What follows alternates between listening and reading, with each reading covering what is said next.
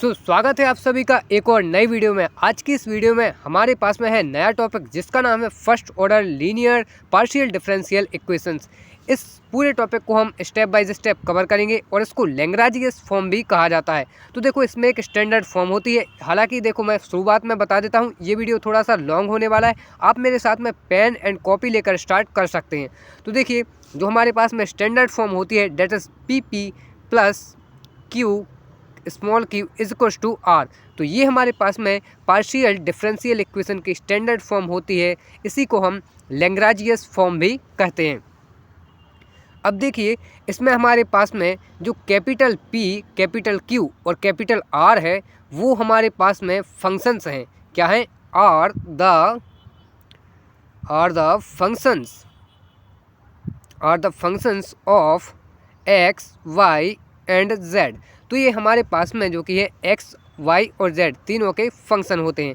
और इसमें ये जो स्मॉल p है, इसको हम क्या बोलते हैं? ये स्मॉल p बराबर होता है del Z by del x, और स्मॉल q बराबर हमारे पास में होता है del Z by del Y. यानी कि partial differentiation of Z with respect to X and with respect to Y.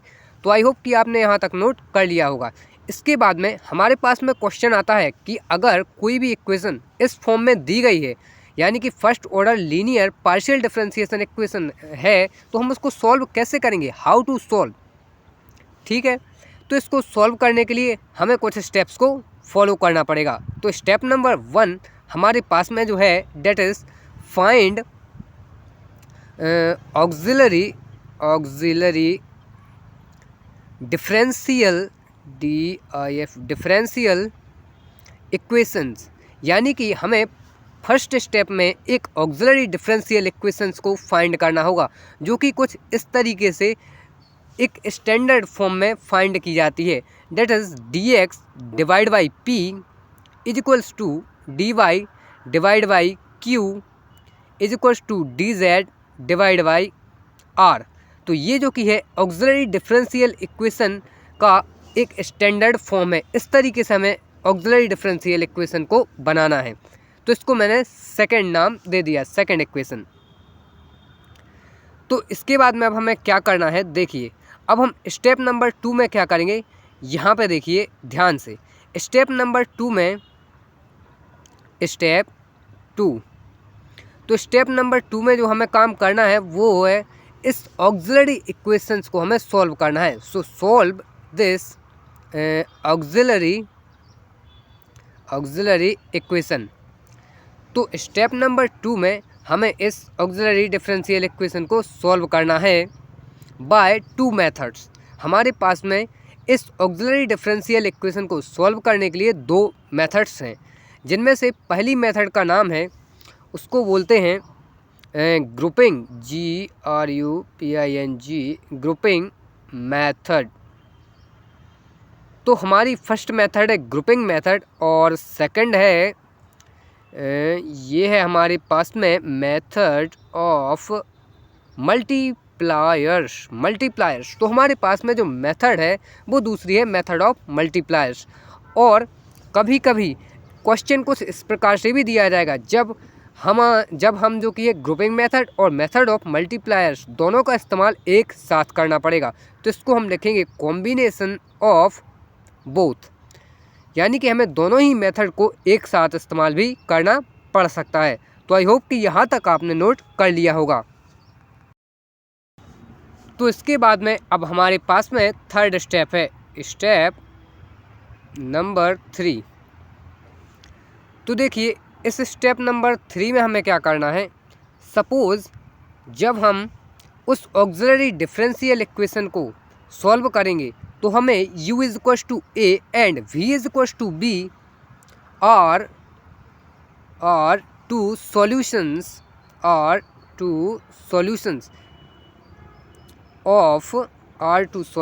Of equation 1। यानी कि जब हमने इक्वेशन 1 को, इस वाली इक्वेशन को जो हमारे पास में लैग्रांजियस फॉर्म में होगी, हम उसको सॉल्व करेंगे ऑक्सिलरी डिफरेंशियल इक्वेशन की मदद से, तो हमें u is equal to a और v is equal to b की टर्म में 2 हमारे पास में सॉल्यूशन आएंगे।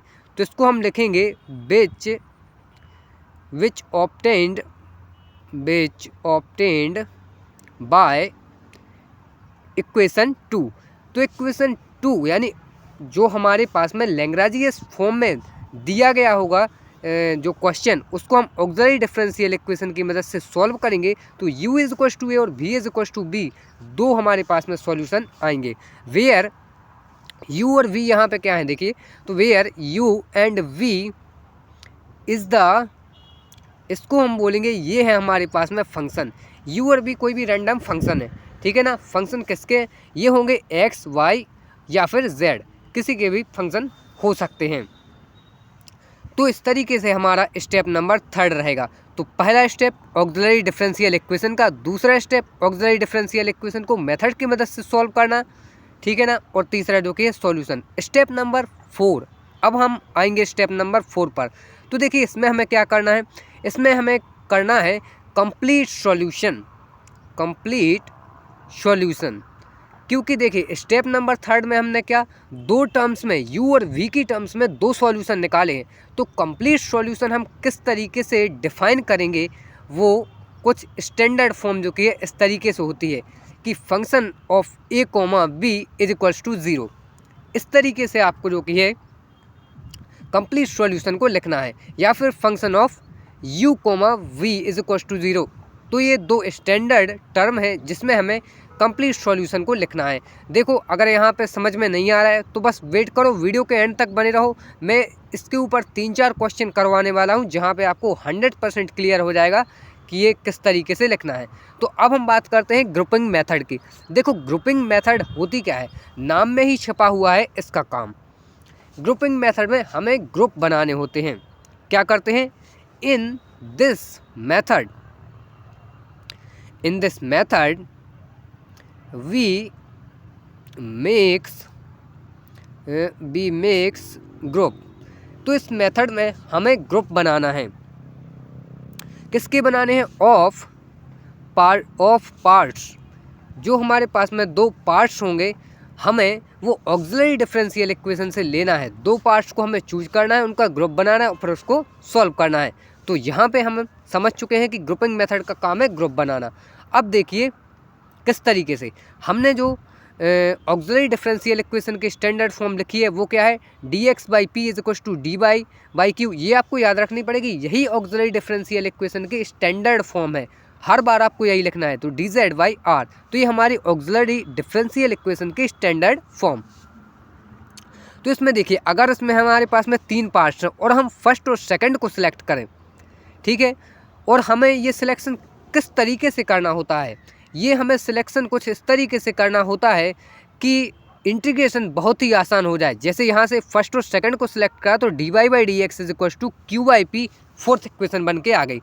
अब अगर ये दोनों आसानी से इंटीग्रेट हो जाए तो हमारा काम खत्म है, हमें जनरल सॉल्यूशन मिल जाएगा। तो चूज करने का मीडियम क्या है, इस तरीके से चूज करना है कि इंटीग्रेशन आसानी से हो सके। और वेरिएबल सेपरेशन मेथड वगैरह अगर आपने पढ़ी है तो उसी का यहाँ पे बार बार इस्तेमाल होता है। तो इसके बाद में हम लिखेंगे आफ्टर सॉल्विंग दिस इक्वेशन। इस इक्वेशन को सॉल्व करने के बाद हमें क्या प्राप्त होगा, सपोज कि हमें मिला we got u is the function of x, y, क्योंकि हमने फर्स्ट पार्ट लिया है और इसमें केवल एक्स वाई है तो z नहीं है, तो मैंने यहाँ पे z को कंसिडर नहीं किया है। तो u is equal to X Y Z is equal to suppose कोई भी कांस्टेंट a। तो इस तरीके से हमें एक सॉल्यूशन मिल गया। इस जो हमने इक्वेशन नंबर 4 बनाई उसको इंटीग्रेट करने के बाद में। तो सिमिलरली फिर क्या होगा, सिमिलरली हमें एक और सॉल्यूशन मिलेगा जब हम दूसरे पार्ट को सिलेक्ट करेंगे, जब हम सेकेंड और थर्ड पार्ट को अगर हम सिलेक्ट करेंगे यहाँ पे, अगर ये भी आसानी से इंटीग्रेट हो रहा होगा तब हम इसको सिलेक्ट करेंगे, ठीक है ना। कंडीशन आपको याद रखनी है, तब ऐसे आपको पार्ट्स को चूज करना है जो कि आसानी से इंटीग्रेट हो सके। तो देखिए D Y by Q is equals to D Z Y R is equals to. तो यहाँ से आपको क्या मिलेगा, यहाँ से भी आप वही करेंगे, D Z by D Q is equals to, मान लीजिए कि ये हमारी इक्वेशन बनी आर बाई क्यू, इसको आप इंटीग्रेट करेंगे तो यहाँ से आपको हम मानेंगे कि हमें यहाँ से एक और सॉल्यूशन मिलेगा। अभी मिला था क्या, u x comma y is equal to a कोई कांस्टेंट, तो अब यहाँ से मिल जाएगा v x comma y comma z, तीनों का फंक्शन हो सकता है v is equal to b कोई अनदर कांस्टेंट। तो आप समझ पा रहे हैं कि प्रोसेस चल क्या रही है। फर्स्ट सॉल्यूशन निकला u की टर्म में, दूसरा निकला v की टर्म में, जहाँ पे u और v दोनों x y z के फंक्शन हो सकते हैं। दोनों को अगर हम ऐड कर दें तो हमारे पास में जो कि ये फाइनल सॉल्यूशन निकल के आ जाएगा। तो इतनी ग्रुपिंग मेथड की टोटल कहानी है। तो इसके बाद में हमारे पास में दूसरी मेथड है। देखो अगर कोई भी अभी यहाँ पे डाउट बचा हुआ है तो जैसे ही हम क्वेश्चन करेंगे तो वहाँ पे आपके सारे डाउट क्लियर हो जाएंगे। तो सेकंड मेथड है मेथड ऑफ मल्टीप्लायर्स। देखो नाम से ही समझ में आ रहा होगा कि मेथड ऑफ मल्टीप्लायर्स में करना क्या है। हमें इस तरीके से चूज करने हैं 3 मल्टीप्लायर्स, क्योंकि हमारी जो ऑक्सिलरी डिफरेंशियल इक्वेशन है वो 3 पार्ट्स में है, तो हमें 3 मल्टीप्लायर्स चाहिए।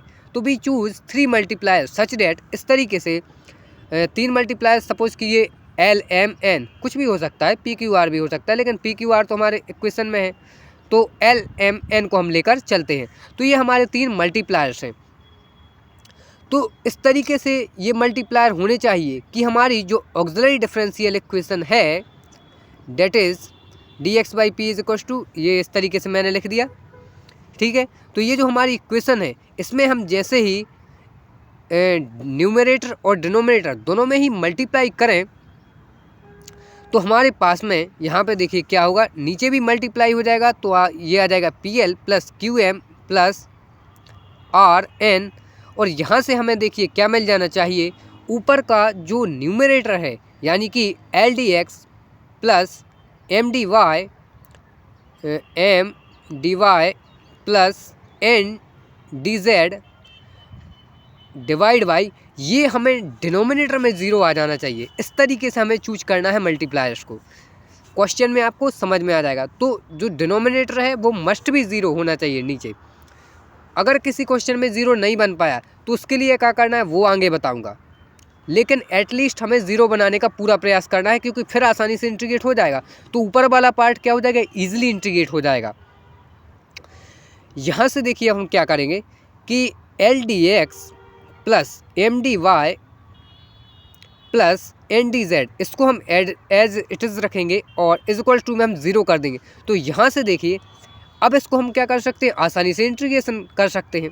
तो जैसे ही हम इंटीग्रेशन इसको करेंगे तो हमें जो फाइनल हमारा जो जनरल सॉल्यूशन है वो हमें मिल जाएगा, ठीक है। तो इसको मैंने इक्वेशन नंबर 5 दे दिया। तो ये थी मेथड ऑफ मल्टीप्लायर्स। तो देखिए हमारे पास में जो पहला क्वेश्चन है that is Y square Z P divide by X plus X Z Q is equal to Y square. तो देखो हम सबसे पहले इसको सॉल्व करने के लिए थोड़ा सा सिंप्लीफाई कर लेते हैं। डिवाइड में एक्स है, एक्स को हम साइड में मल्टीप्लाई करेंगे तो हमारे पास में आएगा Y square Z P is equal to X, और ये हो जाएगा एक्स का एक्स के साथ मल्टीप्लाई तो x square Z Q is equal to, यहाँ पे भी ये मल्टीप्लाई होगा तो आ जाएगा एक्स वाई स्क्वायर। तो ये इस तरीके से हमारे पास में इक्वेशन नंबर फर्स्ट बन गई। यहाँ पे देखिए थोड़ी सी मिस्टेक हो गई, यहाँ पे प्लस आना चाहिए था, तो यहाँ पे प्लस आएगा, ठीक है। तो आई होप कि यहाँ पे आप समझ चुके हुए। तो देखो अब जो हमारे पास में लैग्रेंजियस फॉर्म थी उसी में जो कि है हमारी इक्वेशन नंबर फर्स्ट आ चुकी है। तो इसको हम क्या करेंगे, कंपेयर विथ स्टैंडर्ड फॉर्म। तो लैग्रेंजियस स्टैंडर्ड फॉर्म के साथ में हम इसको कंपेयर कर देंगे। तो हमें जो कि ये स्टैंडर्ड फॉर्म पता है P P plus Q Q is equal to R, जहाँ पे स्मॉल पी क्या था और क्यू क्या था वो मैंने आपको बताया है। तो यहाँ से आपको हियर कैपिटल पी बराबर क्या मिल जाएगा, वाई स्क्वायर जेड, यानी कि कोफिशिएंट ऑफ स्मॉल पी, क्योंकि स्मॉल पी क्या है del z y del x और स्मॉल क्यू जो कि है del z y del y. तो यहाँ से कैपिटल क्यू क्या है, ये भी यहाँ पे कोफिशिएंट ऑफ स्मॉल क्यू, तो एक्स स्क्वायर जेड, और आर जो कि है बची हुई टर्म है साइड वाली, तो ये एक्स वाई स्क्वायर। तो ये आपने कंपेयर करा तो पी क्यू और आर आपको मिल गए। अब आपको स्टेप नंबर फर्स्ट फॉलो करना है। देखिए मैंने आपको क्या बताया था स्टेप नंबर फर्स्ट में, that is making auxiliary differential equation. जैसे ही आप स्टैंडर्ड फॉर्म के साथ में इक्वेशन को कंपेयर कर देते हो, उसके बाद में आपका फर्स्ट स्टेप होगा मेकिंग ऑक्सिलरी डिफरेंशियल इक्वेशन। आपको ऑक्सिलरी डिफरेंशियल इक्वेशन लिखनी है किस तरीके से, that is d x by P is equals to d Y by Q is equals to D Z by r की फॉर्म में। ये मैं आपको पहले ही बता चुका हूँ। So this is equation number second. तो अब देखिए, अब हम यहाँ से क्या करेंगे, P, Q और R को इसमें सब्सटीट्यूट कर सकते हैं। तो P और Q और R की जगह पे हम उसकी वैल्यूज़ को सब्सटीट्यूट करेंगे। सो ये d x divide by y square z is equals to d y और Q की value x square z is equals to D z और ये आ जाएगा divide by x y square. तो यहाँ से हमने P, Q, R तीनों को जो कि ये सब्सटीट्यूट कर दिया, तीनों की वैल्यू को सब्सटीट्यूट कर दिया। तो अब आपको यहाँ से क्या करना है, स्टेप नंबर सेकंड में मैंने आपको बताया था कि आपको अब यहाँ पे पार्ट्स को सिलेक्ट करना है। आप चाहें तो फर्स्ट और सेकंड को कर सकते हैं, हम सबसे पहले फर्स्ट और सेकंड पार्ट को सिलेक्ट करते हैं। इस तरीके से करना है कि ये डिफ्रेंशिएट आसानी से हो सके। तो यहाँ से देखिए, अगर हम यहाँ से जेड को कैंसिल कर देंगे तो बचेगा वाई और एक्स स्क्वायर। तो एक्स यहाँ जाएगा, वाई यहाँ, यानी कि ये डिफ्रेंशिएट हो सकता है। आपको थोड़ी सी अकल लगानी पड़ेगी भैया, वरना ये ऐसे नहीं होगा। आपको देखना पड़ेगा कि ये जब हम इसको जो कि ये सॉल्व करेंगे तो ये इंटीग्रेट हो सकता है कि नहीं। तो मैंने यहाँ पे देख लिया कि फर्स्ट और सेकंड पार्ट को अगर हम लें तो वो आसानी से डिफरेंशिएट हो रहा है। देखो कैसे हो रहा है, यहाँ पे मैंने लिखा डी एक्स डिवाइड बाई ये y square z is equals to d y और एक्स स्क्वायर जेड। तो यहाँ से जेड ख़त्म कर दिया तो बचा क्या, एक्स स्क्वायर डी एक्स। ये जो यहाँ पे साइड में एक्स है वो मल्टीप्लाई हो जाएगा डी एक्स के साथ, इज इक्वल्स टू आ जाएगा वाई इस तरफ जाएगा तो वाई स्क्वायर डी वाई। ठीक है, तो इसको आप क्या करिए, इसको बोलते हैं जी वेरिएबल सेपरेशन मेथड। यहाँ पे एक्स वाली टर्म एक्स के साथ और वाई वाली टर्म वाई के साथ आ चुकी है, यानी वेरिएबल सेपरेट हो चुके हैं। ठीक है ना। तो अब हम क्या करेंगे, वाई वाली टर्म को इस तरफ लाए। तो यहाँ से अब देखिए, अब आप क्या करेंगे, आसानी से आप इंटीग्रेट कर दीजिए। तो मैं लिखूँगा इंटीग्रेटिंग।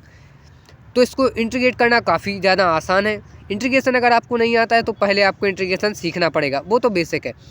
तो यहाँ से integration y square d y is equal to 0। तो यहाँ से क्या मिलेगा, x cube by 3 minus y cube by 3 is equals to constant का इंटीग्रेशन मैंने नाम दे दिया इसको C1, या फिर चाहो तो इसको ए कॉन्स्टेंट भी मान सकते हो। तो यहाँ से एक्स क्यूब, इसको हम थोड़ा और मॉडिफाई करें तो y cube is equals to 3 को कॉमन लेकर इस साइड भेजेंगे तो आ जाएगा 3C1।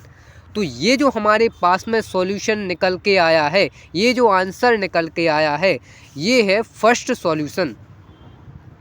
मैंने आपको बताया था कि आपको कांस्टेंट की टर्म में जो कि है क्या मिलेगा, फर्स्ट सॉल्यूशन। उसके बाद आपको सेकंड सॉल्यूशन निकालना है। तो इसको क्या है लिखेंगे हम कि this is the first solution. ये हमारा फर्स्ट सॉल्यूशन है। तो जैसे ही हमने फर्स्ट सॉल्यूशन को ऑब्टेन कर लिया, इसके बाद में हम सेकंड सॉल्यूशन की तरफ बढ़ेंगे और दोनों को जब हम ऐड करेंगे तब हमें जाकर मिलेगा फाइनल सॉल्यूशन।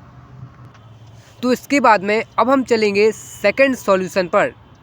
ठीक है, तो यहाँ तक आप चाहें तो स्क्रीनशॉट ले सकते हैं, और अगर आप ईमानदारी के साथ में पेन एंड कॉपी लेकर मेरे साथ बैठे हैं तो 100% फिर आप नोट करते जा रहे होंगे।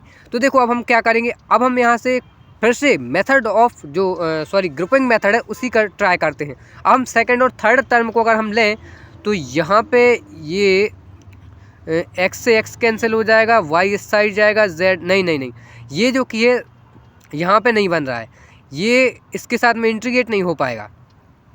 तो हम क्या करते हैं, फर्स्ट टर्म और थर्ड टर्म को लेने की कोशिश करते हैं। तो देखो d x by y square, तो यहाँ पे भी है वाई, तो ये वाई से वाई उड़ जाएगा। फिर बचेगा डी जेड और ये बचेगा एक्स, तो ये एक्स इस साइड जाएगा। हाँ, इसको जो कि है देखो फर्स्ट और अगर हम थर्ड टर्म को लेना तो इसको इंटीग्रेट करना काफ़ी ज़्यादा आसान है। देखो किस तरीके से क्या है, यहाँ पे मैं लिखूँगा taking first and third part. तो देखो अगर हम फर्स्ट और थर्ड पार्ट को ले रहे हैं तो फर्स्ट पार्ट हमारे पास में क्या है, d x divide by y square है, y square z is equals to D Z y, यहाँ पे है एक्स, हाँ एक्स वाई स्क्वायर, ठीक है ना। तो यहाँ से देखिए वाई स्क्वायर से वाई स्क्वायर कैंसिल, तो आपके पास में क्या बच गया, एक्स डी एक्स, इस एक्स इस तरफ मल्टीप्लाई होगा, जेड उस साइड, तो जेड डी जेड। तो यहाँ पे फिर से वही कहानी हो गई, इसको आसानी से इंटीग्रेट किया जा सकता है किस तरीके से, जेड डी जेड को इस साइड लाओ, तो x d x minus z d z is equal to 0। अब इसको आप आसानी से इंटीग्रेट कर सकते हो, तो मैं लिखूंगा इंटीग्रेटिंग, तो ये integration x d x minus integration z d z is equal to 0। तो एक्स का integration x square by 2 minus z का z square by 2 is equals to कोई अनदर कांस्टेंट C2। अभी हमने क्या लिया था फर्स्ट पार्ट में C1, यहाँ पे C2, और ये बराबर, और ये जो कि है B के बराबर। तो यहाँ पे आप थोड़ा सा इसको और अगर सॉल्व कर दें तो x square minus z square 2 को कॉमन लेके यहाँ पे मल्टीप्लाई करेंगे तो ये 2C2, ठीक है ना। तो इस तरीके से ये हमें मिला सेकंड सॉल्यूशन। ये हमारा क्या है जी, सेकंड सॉल्यूशन है ये हमारा। तो अब फाइनल सॉल्यूशन को हम किस तरीके से लिख सकते हैं, तो जो फाइनल सॉल्यूशन है वो लिखा जाएगा function of a comma b, या आप चाहें तो u कॉमा वी की टर्म में भी लिख सकते हैं, लेकिन हमने कांस्टेंट अगर a भी माने हैं तो उसकी टर्म में लिखेंगे। तो सबसे पहले फर्स्ट वाला लिखेंगे, that is x cube minus y cube था, और दूसरा वाला पार्ट में क्या आया, x square minus z square, और कांस्टेंट को एलिमिनेट कर दिया, हटा दिया, ठीक है ना। तो इस तरीके से आपको फाइनल सॉल्यूशन लिखना है। यहाँ तक आप नोट कर लीजिए, और चाहे तो आप स्क्रीनशॉट ले सकते हैं। तो ये था भैया स्टैंडर्ड जो कि है सॉल्यूशन, फाइनल सॉल्यूशन। तो इसके बाद में हमारे पास में अब सेकंड क्वेश्चन है। अभी हमने इस्तेमाल करा है केवल मैथ, जो हमारी पास में ग्रुपिंग मेथड थी उसका। अब हम सेकंड क्वेश्चन में मेथड ऑफ मल्टीप्लायर्स को भी इंड्यूस करते हैं। तो हमारा क्वेश्चन है solve x square minus y square minus z square into p plus 2x by Q is equal to 2x जेड, ठीक है। तो ये हमारा जो कि है क्वेश्चन नंबर सेकंड है। तो इसको देखिए कैसे सॉल्व करेंगे। इसको सॉल्व करने के लिए सबसे पहले तो आपको देखो, ये पहले से ये स्टैंडर्ड फॉर्म में दिया गया है। कोफिशिएंट यहाँ से आपको क्या मिलेंगे, कैपिटल P की आपको वैल्यू मिल जाएगी, इसको हम इक्वेशन नंबर 1 नाम दे देते हैं, और कैपिटल Q और R की भी मिल जाएगी। तो कैपिटल P जो कि है यहाँ से आपके पास में हो जाएगा। सबसे पहले हम इसको लिख देते हैं कि हियर 1 इज़ द लैग्रांजियस, ये आप चाहें तो लिख भी सकते हैं, Lagrange's form of linear partial differential equation PDE, ठीक है ना। तो इसको आपने लिख दिया। तो यहाँ से अब आप इजीली जब स्टैंडर्ड जो लैग्रांजियस फॉर्म है उसके साथ में कंपेयर करेंगे तो आपको मिलेगा क्या, PQ की वैल्यू मिल जाएगी। लेकिन सबसे पहला काम क्या है स्टेप नंबर 1 में, मेकिंग ऑक्सिलरी डिफरेंशियल इक्वेशन, क्योंकि PQ और R की आवश्यकता तो वहीं पे पड़ती है ना, हमें वहीं पे तो पुट करना है। तो that is dx by P is equals to dy by Q is equals to dz by R हमारे पास में ऑक्सिलरी डिफरेंशियल इक्वेशन का स्टैंडर्ड फॉर्म है, ये आपने लिख दिया। तो यहाँ से क्या हो जाएगा, dx डिवाइड बाई P की value coefficient of small q that is x square minus y square minus z square is equals to dy, और डिवाइड में आ जाएगा आपके पास में q की वैल्यू 2xy, और dz और r की वैल्यू आपके पास में है, ये है 2xz। इसको आपने इक्वेशन नंबर 2 नाम दे दिया, ठीक है। तो यहाँ तक आपको कोई प्रॉब्लम नहीं होगी, यहाँ तक अच्छे से आपको समझ में आ चुका होगा। तो अब देखो हमें इस तरीके से पार्ट्स को सिलेक्ट करना होता है कि आसानी से इंटीग्रेशन हम कर सकें किन्हीं दो पार्ट्स का। तो देखो ज़रा ध्यान से देखो, यहाँ पे है z, यहाँ पे z अगर जाएगा y के साथ में तो ये तो नहीं हो पाएगा सॉल्व। अब हम सेकंड पार्ट थर्ड पार्ट को देखते हैं। यहाँ पे है 2xy और ये है dz, तो इसको भी सॉल्व करना डिफ़िकल्ट लग रहा है शायद। यहाँ पे देखिए z बच जाएगा, z नहीं, इसको भी शायद डिफ्रेंशिएट करना आसान नहीं है, सॉरी इंटीग्रेट करना आसान नहीं है। तो हम यहाँ पे क्या लगाएंगे, अब हम यहाँ पे इंट्रोड्यूस करेंगे मेथड ऑफ मल्टीप्लायर्स। अब हमें इसके बाद में मेथड ऑफ मल्टीप्लायर्स को जो कि है यूज़ में लेना पड़ेगा। एक मिनट, यहाँ पे मैंने थोड़ा सा चेक करा तो देखो यहाँ पे सेकंड वाला और थर्ड वाला पार्ट अगर हम एक साथ लेते हैं तो ये बिना मेथड ऑफ मल्टीप्लायर्स के अभी भी सॉल्व हो पा रहा है। तो मैं यहाँ पे लिखूँगा टेकिंग, देखो अभी मैं दिखा देता हूँ आपको किस तरीके से, टेकिंग सेकंड और थर्ड पार्ट या third term that is dy divide by 2xy is equals to dz बटे में आ जाएगा 2xz। तो यहाँ से देखो 2x से 2x को हम कैंसिल कर देंगे तो हमारे पास में क्या बच जाएगा, यहाँ पे बचेगा हमारे पास में dy divide by y is equals to dz divide by z। अब इसको देखिए फिर से इंटीग्रेट करना काफ़ी ज़्यादा आसान हो गया है। तो dy डिवाइड बाई y इसको अगर आप इंटीग्रेट करेंगे, इंटीग्रेटिंग, यहाँ पे मैं लिखूँगा इंटीग्रेटिंग, तो इसको देखिए कैसे इंटीग्रेट करेंगे, इंटीग्रेशन dy y बाई यानी कि 1 बाई y है और dz बाई z यानी कि 1 बाई z है। तो आप जानते हैं कि 1 बाई y का जो इंटीग्रेशन है डेट इज log y और 1 बाई z का log z is equals to log z। तो यहाँ से आप क्या कर सकते हैं कि log y और log z को इस तरफ लाइए तो उस तरफ एक और कांस्टेंट आएगा डेट इज log, उसको नाम दे दिया log a। एक अनदर कांस्टेंट जो इंटीग्रेशन में आया डेट इज log a, ये हमारे पास में कांस्टेंट है। तो log y minus log z is equals to log a। तो इस तरीके से ये इतना इंटीग्रेशन हो गया। इसके बाद में हम क्या करेंगे, यहाँ से log की प्रॉपर्टी से log को कॉमन करा तो y डिवाइड बाई z आ जाएगा और ये log, तो log से log ख़त्म तो yz is equals to a। तो ये हमारा जो कि ये फाइनल सॉल्यूशन आ जाएगा। लेकिन ये फर्स्ट सॉल्यूशन है, ध्यान रखिए फर्स्ट सॉल्यूशन निकला है, अभी हमें सेकंड सॉल्यूशन निकालना पड़ेगा। तो फर्स्ट और सेकंड को जब हम साथ में लिखते हैं तो वो हमारा होता है फाइनल सॉल्यूशन। तो इसके बाद में देखिए अब हम क्या करेंगे, अब हमें बढ़ना है सेकंड सॉल्यूशन की तरफ। तो अब हम यहाँ पे क्या लिखेंगे, यूजिंग मेथड ऑफ मल्टीप्लायर्स। अब आप बोलेंगे ग्रुपिंग का इस्तेमाल क्यों नहीं कर रहे, क्योंकि हम पहले ही देख चुके हैं ना कि दो टर्म के बीच में तो ग्रुपिंग मेथड काम नहीं कर रही थी, तभी हमने फर्स्ट और थर्ड पार्ट लिया। तो अल्टीमेटली हमें पता चल गया कि ग्रुपिंग ऑफ मेथड अब काम करने वाली नहीं है। तो अल्टीमेटली अब हमें क्या लगाना है, मेथड ऑफ मल्टीप्लायर्स। तो देखिए मेथड ऑफ मल्टीप्लायर्स में हम क्या करेंगे, हमारे पास में यहाँ पे लिखा हुआ है dx। तो इसको एक काम करते हैं हम सबसे पहले कि यहाँ पे इसको ध्यान से अगर हम देखें तो x, y और z तीनों हैं dx के नीचे और dy के नीचे। तो इसको सॉल्व करने के लिए आपको थोड़ी सी ट्रिक लगानी पड़ेगी।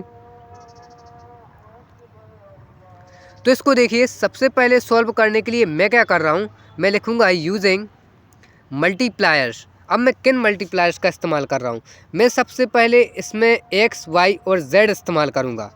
क्योंकि सारी के सारी टर्म्स x, y और z की टर्म में है। तो जैसे ही मैं यहाँ पे मल्टीप्लाई करूँगा, सबसे पहले तो मैं उसी को जो कहते हैं लिख देता हूँ। तो x square minus z square तो ये आ जाएगा dy divide by 2xy is equals to dz divide by 2xz। और जैसे ही ऊपर नीचे न्यूमरेटर में और डिनोमिनेटर में मल्टीप्लायर्स x बाई जेड का मल्टीप्लाई करेंगे तो ऊपर आ जाएगा x dx plus y dy plus z dz और डिवाइड बाई नीचे क्या हो जाएगा, x का यहाँ पे मल्टीप्लाई होगा तो ये बनेगा आपके पास में x cube minus x y square minus x z square plus 2xy square plus 2xz square. और हाँ, तो इस तरीके से ये आ जाएगा। तो इसके बाद में अब देखिए यहाँ पे क्या कोई टर्म कैंसिल हो रही है, देखिए 2xy स्क्वायर है और 2xz स्क्वायर है और यहाँ पे क्या है माइनस। तो सबसे पहले ऊपर वाला न्यूमरेटर जो कहते हैं तो x dx plus y dx plus z dy। Denominator में आप ध्यान से देखिए तो यहाँ से ये सब्सटीट्यूट होगा, ये 2xy स्क्वायर और ये माइनस y स्क्वायर, तो ये प्लस का एक y स्क्वायर बचेगा। इसी तरीके से 2xz स्क्वायर से में से जो कि है ये भी सब्सट्रैक्ट होगा xz स्क्वायर, तो नीचे बचेगा x को मैंने फिर कॉमन कर दिया तो x square plus y square plus z square ये आपके पास में बच जाएगा। तो इसको इक्वेशन नंबर 3 नाम दे दिया, क्योंकि इसके बाद इस इक्वेशन को सॉल्व करना अब जो कि ये आसान नहीं है। तो देखिए हमने मल्टीप्लायर्स का भी इस्तेमाल कर दिया। अब मैं क्या करूँगा, अब हम यहाँ पे करेंगे भैया ग्रुपिंग मेथड का फिर से इस्तेमाल। क्या करेंगे, ग्रुपिंग मेथड का फिर से इस्तेमाल। तो नाउ यूजिंग ग्रुपिंग मेथड, क्योंकि अब इसके आगे आगे सॉल्व नहीं हो सकता। तो देखो ये जो थर्ड वाला पार्ट है ना, D Z divide by 2xz, इसका हम इस्तेमाल करेंगे जो हमारे पास में इक्वेशन नंबर थर्ड आई है। इक्वेशन नंबर थर्ड होगी पहला पार्ट, और ये जो D Z divide by 2xz है, 2xz सॉरी ये z बस लग गया, यहाँ पे आ जाएगा 2x, तो ये 2xz है, ये हमारी जो कि है second term, is equals to x dx plus y d Y plus z d z is divide by x square plus y square plus z square, ये जो कि है एज इट इज़। तो देखो यहाँ से मैं इस 2x को अगर ऊपर मल्टीप्लाई कर दूँ तो ये आ जाएगा d z is equals to divide by आ जाएगा z। देखो मैं इसको इस तरीके से मल्टीप्लाई करने की कोशिश कर रहा हूँ कि इंटीग्रेशन जितना हो सके उतना आसान हो जाए। तो यहाँ से आ जाएगा 2x dx plus 2y dy plus 2z dz, और इसके बाद में डिनोमिनेटर में आपके पास में क्या है, x square plus y square plus z square, ये आपके पास में बचेगा। इसको आप ध्यान से मल्टीप्लाई कर लीजिएगा तो आपके पास में ये इतना आ जाएगा। तो अब देखो यहाँ पे हम क्या कर सकते हैं, अब हम इसको इजीली इंटीग्रेट कर सकते हैं। तो मैं सबसे पहले इसको लिखूँगा, यहाँ से 2 को मैंने बाहर निकाला तो 2 कॉमन, तो 2x dx plus 2y dy plus 2 sorry यहाँ पे 2 नहीं, z dz डिवाइड बाई नीचे डिनोमिनेटर एज इट इज़ रहेगा, तो x square plus y square plus z square. ठीक है, तो इसके बाद में देखिए और लेफ्ट हैंड साइड में है D Z divide by Z. तो अब बस इसको क्या करना है जी, आपको आसानी से इंटीग्रेट करना है। तो मैं यहाँ पे लिखूँगा इंटीग्रेटिंग, तो इसको देखिए integration D Z divide by z, और इस तरफ इंटीग्रेशन का साइन, तो ये इंटीग्रेशन, और इसको मैं जो कहते हूँ लिख दूँगा 2x dx plus y d Y plus z d z, और डिनोमिनेटर में x square y square plus z square. तो देखो डी जेड यानी कि जो कि यहाँ पे आ जाएगा लॉग जेड, ठीक है ना, 1/z का लॉग जेड, और ये आ जाएगा आपके पास में लॉग एक्स स्क्वायर प्लस ये आ जाएगा वाई स्क्वायर और प्लस जेड स्क्वायर, ठीक है ना। तो इस तरीके से, और यहाँ पे एक और आएगा constant, that is log v, जो हमारा कांस्टेंट वाला इंटीग्रेशन है ना, उसको मतलब कांस्टेंट का जो इंटीग्रेशन है वो भी तो होगा, तो वो लॉग जेड। अब हम क्या करेंगे, जो log x square plus y square उसको हम इस साइड शिफ्ट कर देंगे तो माइनस में आ जाएगा, तो इस तरीके से आ गया, और इक्वल्स टू में हमारे पास में आ जाएगा लॉग वी, ठीक है ना। तो इसको अगर अब हम एक मिनट, इसको अगर हम थोड़ा सा और सिंप्लीफाई करने की कोशिश करें तो यहाँ पे आ जाएगा ये z x square plus y square plus z square is equals to b. तो ये हमारे पास में जो कि ये फाइनल सॉल्यूशन आएगा। तो हमारे पास में कौन सा आ गया जी, ये आ गया हमारा सेकंड सॉल्यूशन। तो यहाँ पे हम लिखेंगे हेंस फाइनल सॉल्यूशन। तो भैया फाइनल सॉल्यूशन क्या होगा, किस तरीके से लिखते हैं, function of a comma b. तो ए कॉमा बी के लिए क्या है, यानी ए यानी first solution of with constant है ना, तो यहाँ पे आ जाएगा फर्स्ट सॉल्यूशन हमारा क्या था, y square divide by z, और सेकंड क्या आया है, z divide by x square plus y square plus z square. तो इस तरीके से आप जो कि है फाइनल सॉल्यूशन को निकालेंगे इज इक्वल टू 0। तो ये हमारा हो गया सेकंड क्वेश्चन का फाइनल सॉल्यूशन। सो अब देखिए हमारे पास में एक और क्वेश्चन है, that is question number 3, solve z minus y into p plus x minus z Q is equals to, यहाँ पे है y माइनस एक्स। तो ये देखिए आपको साफ साफ दिखाई दे रहा होगा कि ये पहले से ही लैग्रांजियस जो फॉर्म है, जो स्टैंडर्ड फॉर्म है लैग्रांजियस, उसमें पहले से ये दिया गया है। तो यहाँ से हम क्या लिखेंगे, द ऑक्सिलरी इक्वेशन, सबसे पहला काम तो वही होता है, स्टेप नंबर 1 है ऑक्सिलरी इक्वेशन। तो यहाँ से हम अगर पी क्यू और आर की वैल्यू को देखें तो वो क्या है, z माइनस वाई, क्योंकि x माइनस जेड और r की वैल्यू y माइनस एक्स। ये हमें साफ साफ कंपेयर करने पर स्टैंडर्ड फॉर्म के साथ में दिख रहा है। तो इसके बाद में dx divide by auxiliary equation का स्टैंडर्ड फॉर्म, तो उसके नीचे p की value z divide by y। अब देखो मैं थोड़ा सा जो कि ये डायरेक्ट स्टेप करते जा रहा हूँ, क्योंकि आप पहले से ही इन स्टेप्स को देख चुके हैं कि ये क्या होता है। ठीक है, तो यहाँ पे आ जाएगा ये dz divide by y by x. तो इसको करने के बाद में हम यहाँ पे कोशिश करेंगे, देखो पहली और दूसरी अगर मैं टर्म को देखूँ तो यहाँ पे देखो काम नहीं करेगी अब ग्रुपिंग मेथड, क्योंकि z है दोनों में, तो वो इंटीग्रेट नहीं हो सकता ना एक्स वाई के साथ में। तो यहाँ पे हम लगाएंगे टेकिंग मल्टीप्लायर्स 1 1 1, मल्टीप्लायर्स मेथड का यूज़ करते हैं। तो अगर मैं देखो यहाँ पे 1 1 1 का ऊपर नीचे मल्टीप्लाई करूँ तो इससे क्या होगा, ऊपर वाली टर्म जो कि है वो एडिशन में जाएगी ना। अभी सबसे पहले तो इसको जो कहता हूँ मैं लिखता हूँ d x divide by z y y d y divide by x Y z, और ये डी जेड के साथ में आ जाएगा वाई माइनस एक्स, और इक्वल्स टू में जैसे ही हम मल्टीप्लाई करेंगे तो डी एक्स के साथ में 1 का तो आ जाएगा d x, plus d y के साथ में 1 का तो प्लस डी वाई, और plus d Z divide by, जब हम डिनोमिनेटर को ऐड करेंगे तो हमारे पास में आएगा z minus y plus x minus z plus y minus x.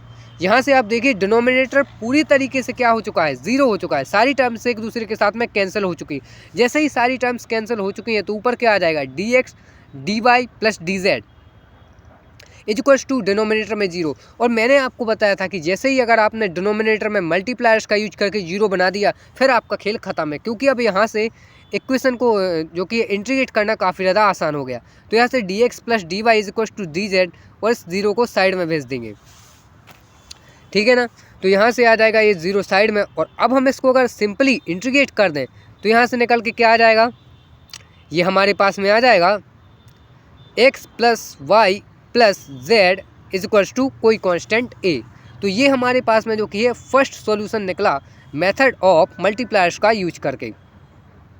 तो ये हमारा क्या है, फर्स्ट सॉल्यूशन, ये हमारा फर्स्ट सॉल्यूशन है। इसके बाद में अब हमें क्या करना होता है, इसके बाद में अब हमें सेकंड सॉल्यूशन की तरफ मूव करना है। तो यहाँ पे फिर से मल्टीप्लायर्स मेथड लगेगी, क्योंकि हम पहले ही चेक कर चुके हैं कि यहाँ पे ग्रुपिंग मेथड काम नहीं करने वाली है।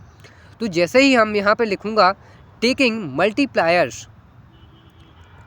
मल्टीप्लायर्स एक्स वाई जेड, अगर मैं डिनोमिनेटर और न्यूमिनेटर में एक्स वाई जेड तीनों से मल्टीप्लाई करूँ तो मुझे मिलेगा d x divide by z minus y is equals to d y divide by x minus z is equals to D Z divide by, ये आ जाएगा वाई माइनस एक्स। तो इस तरीके से आपको एक इक्वेशन मिल जाएगी। तो यहाँ पे देखिए ऊपर जैसे ही जो कि मल्टीप्लाई होगा तो x d x plus y d Y plus z d y, और डिनोमिनेटर में जैसे ही हम एक्स वाई जेड से मल्टीप्लाई करेंगे तो हो जाएगा x z minus x y, और ये आ जाएगा minus x square x y minus y z plus y z, और ये आ जाएगा माइनस जेड एक्स। तो यहाँ से देखिए आप सारी की सारी टर्म्स फिर से एक दूसरे के साथ में कैंसिल आउट हो रही हैं। तो अल्टीमेटली डिनोमिनेटर में फिर से क्या बन गया जी, 0 बन गया फिर से। तो ऊपर क्या आ जाएगा x d x plus y d Y plus z d z, और डिनोमिनेटर में जी आपके पास में आ गया फिर से 0। जैसे ही आपके पास में 0 आ चुका है, इंटीग्रेशन करना जी फिर से आसान हो गया।